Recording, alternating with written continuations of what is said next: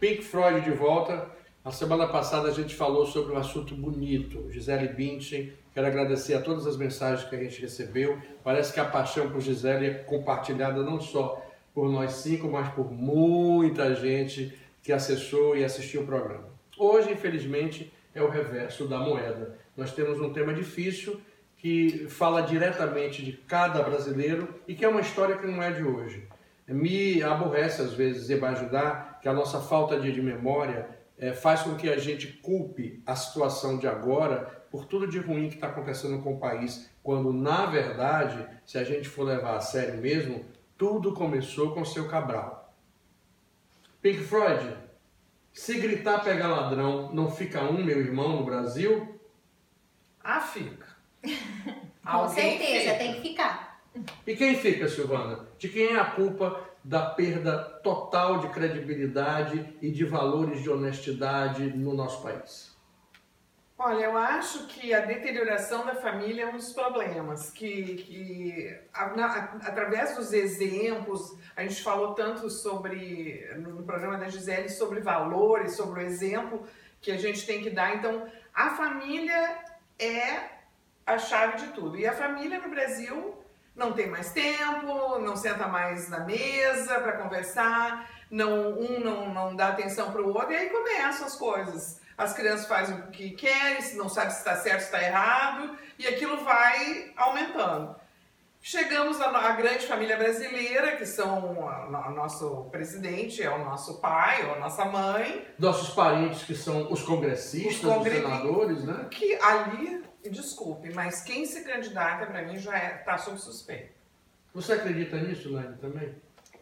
Eu gostaria de... Você falou da história, né? O Brasil foi colonizado com a tentativa, né? Na verdade, de o quê? De levar vantagem. Os portugueses foram do Brasil para conquistar a terra e tirar da terra tudo que a terra tinha de bom. É o que se chama de colonização então, de exploratória. Exatamente. Então é totalmente diferente aqui dos Estados Unidos. Ali começou. E na verdade, ali começou. A semente. A semente, por quê? Porque as pessoas que foram enviadas para o Brasil, os primeiros moradores do Brasil, sem ser dos índios, mas os que vieram de fora, eles tinham essa índole, foram presos, pessoas que não eram benquistas. E esse pessoal, na verdade, infiltrou. E essa raiz cultural e de pensar, ela foi enraizada no Brasil. Então o Brasil, ele desde um princípio, ele começou com essa ideia de exploração. E você pode ver isso, o brasileiro é um povo super inteligente, super prestativo, que está pronto para qualquer coisa, criativo, resolve qualquer problema.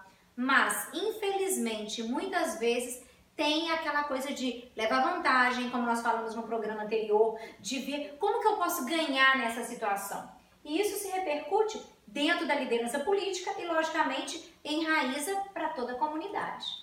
É complicado você sair para reclamar que as coisas estão erradas e não usar vias legais para que realmente mude alguma coisa, que é o oposto aqui nos Estados Unidos. Eu acho que aqui as pessoas, quando tem alguma coisa errada, elas usam as vias legais, elas reclamam mesmo, formalmente, se tem que denunciar, elas denunciam. O brasileiro, ele vira conversa de botequim, vira conflito, né, do Chico Buarque no botequim no Leblon, sendo questionado porque ele é petista, e aquelas pessoas vão para casa e acabou ali. Só uma questão, isso significa que nós temos uma natureza folclórica? Folclórica à medida em que você, né, vive num mundo que você não está satisfeito com aquilo e também você não faz nada oficialmente para mudar. Eu acho que a gente está sem parâmetros. Tem tantas coisas tão piores que estão acontecendo e o pessoal não reage com relação a isso. Então, para nós, está faltando parâmetro. E eu acho que essa coisa da falta de honestidade também tem muito a ver com a sobrevivência. Começou com as pessoas tentando sobreviver, arrumar alguma coisa. Aí elas estão vendo que, mas aquele ali se deu bem, não foi de uma forma honesta, mas tudo bem, eu vou... Não aconteceu nada com ele. Não aconteceu nada com ele, eu vou seguir o caminho. Não, peraí, antes até de Maria falar, me perdoa. Eu queria pegar um raciocínio um pouco mais otimista. Assim, eu acho que é verdade, nós somos impregnados no consciente coletivo dessa maneira oportunista de tirar vantagem e tudo mais, é verdade. Mas eu acho também que a gente está discutindo muito mais, você entendeu? Você vê reportagens, você vê programas de televisão, situações como essas, entendeu? As pessoas estão discutindo muito mais. Eu acho que existe uma preocupação dos pais. Eu tenho acompanhado pais que estão preocupados em passar melhores valores para os seus filhos. Eu tenho certeza que você está passando para os seus, eu estou passando para mim, a gente está... Eu acho que as pessoas... E a gente tem que pensar que se cada um fizer a sua parte, você entendeu? E no conteúdo, no contexto, a ideia é melhorar. Agora, o que eu acho triste é o que a Silvana falou, que é essa falta de credibilidade dos políticos é tão grande, mas é tão grande, que na verdade é muito complicado, porque nós acabamos com uma carreira que na verdade é uma carreira super digna. O que é um político? Os homens são políticos por natureza. E a política é uma necessidade? É uma necessidade de organização, de você melhorar a sua comunidade, o seu bairro, o seu país. E eu tenho uma solução. Agora, tira a grana, manda eles fazerem voluntariado. Mas aí vai trade, porque o que acontece, isso é triste, porque existem políticos honestos. E você já pensou como é complicado você começar uma carreira, ou você está tentando fazer alguma coisa que você já parte do princípio que você é desonesto? Ou que pelo menos você parte do princípio que vai ser muito difícil você convencer alguém que você não é desonesto. É o caso do Brasil, né? Que no Brasil, o político, quando ele se lança, ele tem que provar que ele é diferente daquilo que está estabelecido como status quo. O que é? Que é a corrupção dentro do governo. E eu acho que essa busca, né, de mudar a situação vem exatamente porque chegou a um ponto tão grande de saturação, de corrupção dentro do governo, que o povo que está sendo lesado, ele está criando uma consciência de que isso não é normal, não é comum e não pode continuar desse jeito. Mas a corrupção não é só no governo, não é dentro do governo. O brasileiro em si tem a questão da colonização. Não, há quem defenda, sem querer atrapalhar o diálogo muito bacana de vocês, não, que está ótimo. Existe uma corrente de pensamento que advoga a tese de que a corrupção entrou no DNA do brasileiro. Ai, não.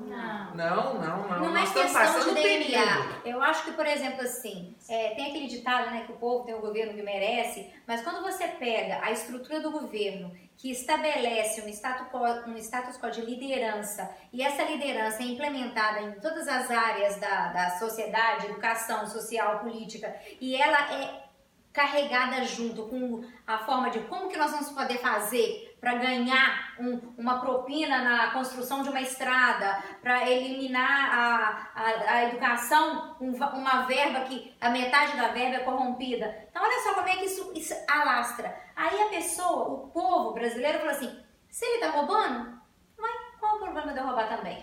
Se ele está fazendo errado, por que eu também não posso fazer? Eu sou diferente dele no governo. Sabe por que a gente tem essa noção? Porque eu acho que esse governo, nesses 2 últimos governos, é que as pessoas estão limpando a máquina mesmo. Entendeu? Nunca a gente teve histórias de tantas punições e de tantos presos. Você quer dizer, não governo, a justiça punindo. Exatamente, a justiça punindo. O governo da Dilma foi o que mais puniu os políticos. Mas ainda não é o suficiente. Porque a punição, eu acho que o nosso sistema tá complicado. Tanto o sistema político, do jeito que é construído, onde eles pegam um cara que é uma celebridade para puxar outros na votação. Por exemplo, pega o Tiririca, sei lá, é o palhaço. Ele fez uma votação monumental e ele chama 3, 4, 5... A legenda traz 5, 6... Exatamente. Pessoas que tu nem sabe que... Bom, ele é um zero à esquerda. E os que vêm com ele sabem Deus o que estão fazendo ali. Porque a política no Brasil é uma carreira. É se ganhar dinheiro. Não tem vínculo com a representatividade do povo. Uma vontade comunitária de estar ali para ser uma voz, a nossa voz. Mas tem gente. Eu queria tocar num ponto que a Maria levantou aqui, que o momento agora, pelo menos as pessoas estão falando, estão discutindo, porque veio tudo veio à tona agora, né? Exato. Escancarou que a corrupção sempre existiu. A gente O que é sabe que pior, sempre né? existiu. Atravessou fronteiras. Olha, né? amiga, Mas te digo olha assim, só, mas deixa eu só concluir. Atravessou Deixa eu fronteiras. concluir. Eu acho que é um momento realmente de discussão. Mas quando eu penso que eu fui nascida e criada no Rio de Janeiro. Saí do Rio de Janeiro há 20 anos atrás, a gente tinha os mesmos problemas. Eu tinha problema para andar na rua porque tinha medo de violência. Não tinha vaga no hospital. Menos, hein? 20 anos depois, a gente ainda tem esses problemas muito piores. É Então, agravado, e durante agravado. esses 20 anos, nós votamos. Essa é a pergunta que eu vou aproveitar para alinhavar o programa. Maria do Carmo tocou no ponto que a política é uma profissão honrada, necessária. Ninguém pode viver sem política. Só que, no caso específico do que nós estamos vivendo no Brasil, quem é o cidadão ou cidadã de bem e honrado que quer se arriscar a fazer carreira política, Maria do Carmo? As pessoas que ainda acreditam no Brasil, as pessoas que acreditam na sua comunidade. Tem muita gente fazendo política, mas setorizada, você entendeu? As pessoas que acreditam na sua comunidade, as pessoas que acreditam na sua cidade, os professores que querem melhorar a educação, tudo isso é política. Então eu acho que mas que não tem a última palavra, que os professores estão apanhando na escola. Não é por aí, a mesma coisa fazer justiça com as próprias mãos. Nós temos que parar e começar de novo. Não tem outra Mas, jeito. Silvana, isso é viável? não tem como. Nós temos Tem- que eleger nós temos as que pessoas achar. certas. Nós temos que eleger Mas as quem Mas se as pessoas certas não estão se candidatando? Tem gente se candidatando, mas eu acho que é aquela coisa, como está aqui agora. Hoje você viu, enfim, o Donald Trump está subindo e você se pergunta por quê? Então, eu acho que volta sempre pra gente, volta sempre pro povo. Sabe um aspecto que vem melhorando muito, que pode contribuir nessa conscientização e tudo mais? A mídia social. Hoje em dia as pessoas têm muito mais acesso às coisas que estão acontecendo. Quer dizer, Mas estoura fala um e não estoura um escândalo como de Samaco lá em Mariana, por exemplo, a gente fica sabendo aqui. O brasileiro que vive na Bélgica fica sabendo. Isso acaba repercutindo muito mais e as pessoas estão, e os jovens estão participando mais da política. Eu acho que os jovens estão sabendo mais o que está acontecendo. Mas tipo assim, você fica sabendo, mas isso não muda a realidade que o Brasil vive. Concordo. Eu realmente não sei o que fazer numa situação dessa. Realmente é um período de incógnita, de não ter resposta, uma crise de identidade do Brasil, que ele tem que se redescobrir como país. Os governantes precisam se redescobrir como governantes e o povo tem que saber exatamente o que ele quer. Será que ele quer uma cesta básica ou a garantia de ajuda de vale passe, de vale isso, de vale aquilo? Ou ele quer mudar o Brasil e transformar o Brasil e começar a agir por ele próprio e cobrar e fiscalizar e ter uma atitude, como a Isabel falou, que os americanos têm de cobrar e buscar a resposta da cobrança que ele faz. Gente, E não simplesmente- só os americanos. Eu gosto quero Não até só os fazer uma americanos. parte, porque como a gente mora nos Estados Unidos, a gente tem essa tendência normal de citar, como os franceses, os italianos, os ingleses, todos os povos que conseguiram alçar a uma posição de desenvolvimento político, não significa que são perfeitos, não significa que não tenha corrupção na Inglaterra, na França, na Alemanha, mas claro que em níveis toleráveis, em níveis aceitáveis, porque a corrupção, a desonestidade é tão intrínseca no ser humano quanto a bondade. O que nós estamos aparvalhados é com o grau de loucura que o desequilíbrio geral chegou no país e isso nos preocupa. Uma palavra final de cada um. Maria.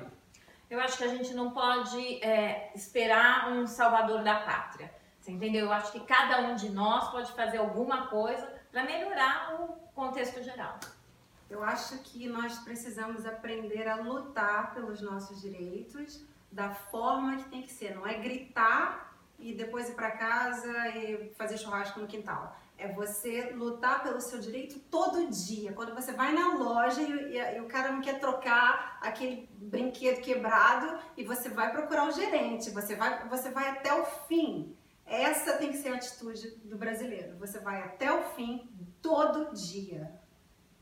Eu acho que nós precisamos estimular os pequenos gestos de honestidade nos nossos filhos, nos nossos netos. Receber um troco errado, vai lá e devolve. Essas pequenas coisas, que são essas pequenas corrupções que geram as grandes.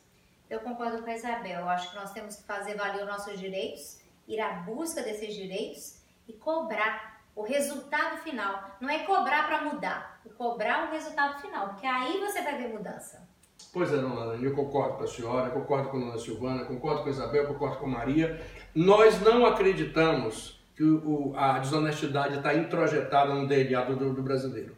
Mas nós acreditamos sim que toda a revolução que nós todos sonhamos, você aí sonha, todo mundo que tem o mínimo de amor pela pátria, o mínimo de seriedade, sonha com um dia em que o brasileiro vai finalmente ganhar consciência da coletividade. Porque a consciência da individualidade a gente já tem de sobra. Precisamos de consciência da coletividade. Muito obrigado a vocês. Pink Floyd semana que vem.